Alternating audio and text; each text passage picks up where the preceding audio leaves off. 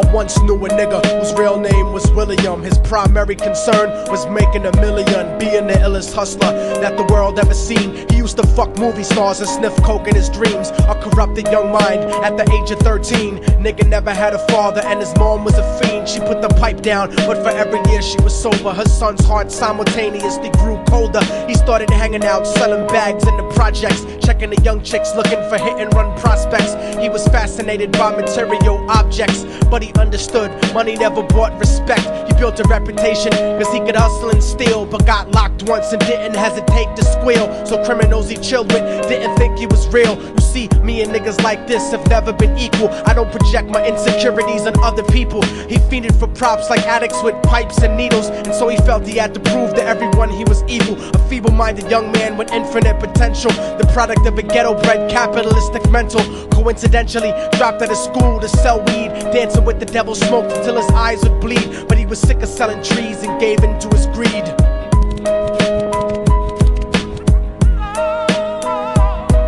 Everyone tryna be trife, never face the consequences. You probably only did a month for minor offenses. Ask a nigga doing life if he had another chance. But then again, there's always the wicked that knew in advance. Dance forever with the devil on a cold cell block. But that's what happens when you rape, murder, and sell rock. Devils used to be gods, angels that fell from the top. There's no diversity because we're burning in the melting pot.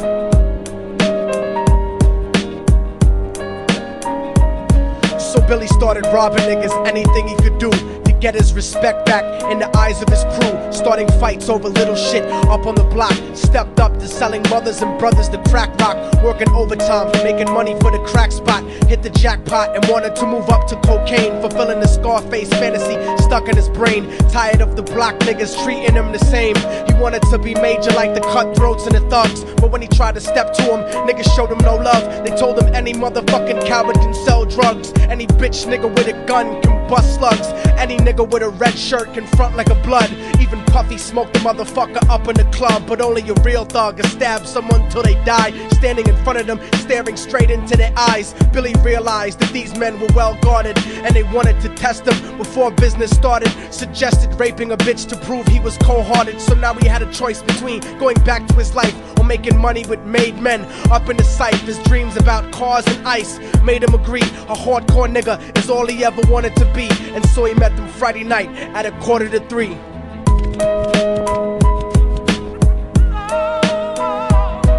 Everyone tryna be trife, never face the consequences. You probably only did a month for minor offenses. Ask a nigga doing life if he had another chance. But then again, there's always the wicked that knew in advance. Dance forever with the devil on a cold cell block. But that's what happens when you rape, murder, and sell rock.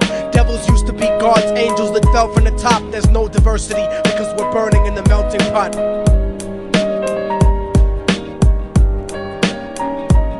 They drove around the project slow while it was raining, smoking blunts, drinking and joking for entertainment, until they saw a woman on the street walking alone, 3 in the morning, coming back from work on her way home. And so they quietly got out the car and followed her, walking through the projects. The darkness swallowed her. They wrapped her shirt around their head and knocked her onto the floor. This is it, kid, now you got your chance to be raw. So Billy yoked her up and grabbed the chick by the hair and dragged her into a lobby that had nobody there. She struggled hard, but they forced her to go up the stairs. They got to the roof and then held her down on the ground, screaming, "Shut the fuck up and stop moving around." The shirt covered her face, but she screamed and clawed. So Billy stomped on the bitch till he broke in her jaw. Them dirty bastards knew exactly what they were doing. They kicked her until they cracked her ribs and she stopped moving. Blood leaking through the cloth, she cried silently.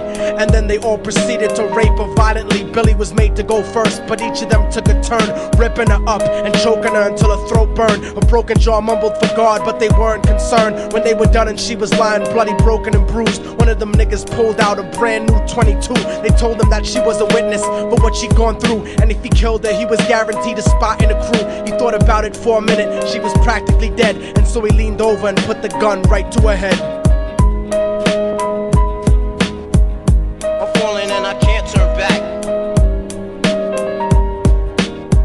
I'm falling and I can't turn back. Right before he pulled the trigger and ended her life, he thought about the cocaine with the platinum and ice, and he felt strong standing along with his new brothers. Cocked the gat to her head and pulled back the shirt cover, but what he saw made him start to cringe and stutter, cause he was staring into the eyes of his own mother. She looked back at him and cried cause he had forsaken her. She cried more painfully, and when they were raping her, his whole world stopped. He couldn't even contemplate. His corruption had successfully changed his fate, and he remembered how his mom used to come home late, working hard for nothing, cause now what was he worth? He turned away from the woman that had once given him birth, and crying out to the sky cause he was lonely and scared, but only the devil responded cause God wasn't there. And right then he knew what it was to be empty and cold, and so he jumped off the roof and died with no soul. They say death takes you to a better place, but I doubt it. After that they killed his mother and never spoke about it. And listen, cause the story that I'm telling is true, cause I was there with Billy Jacobs and I raped his mom too. And now the devil follows me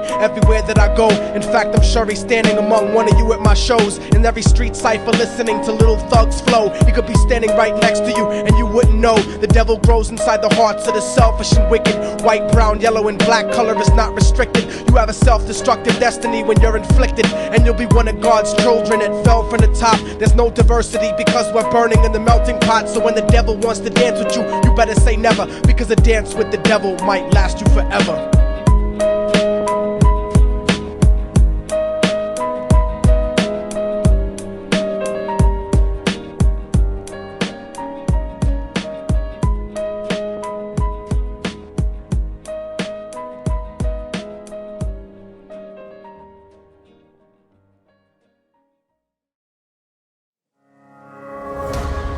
I miss the family I used to have.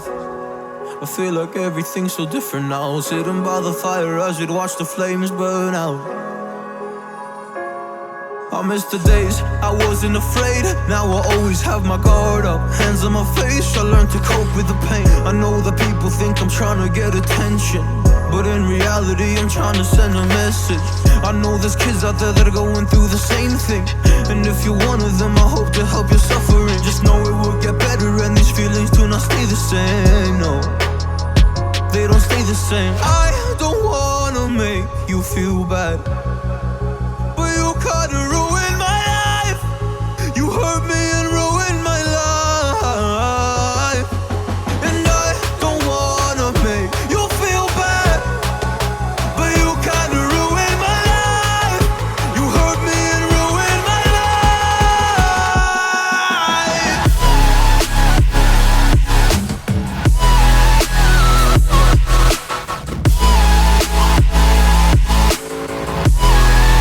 You hurt me and ruined my life. Oh.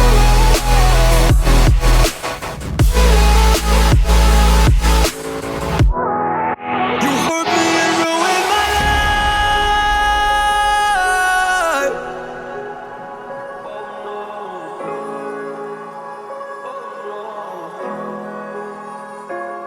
I lost a couple friends on my way up.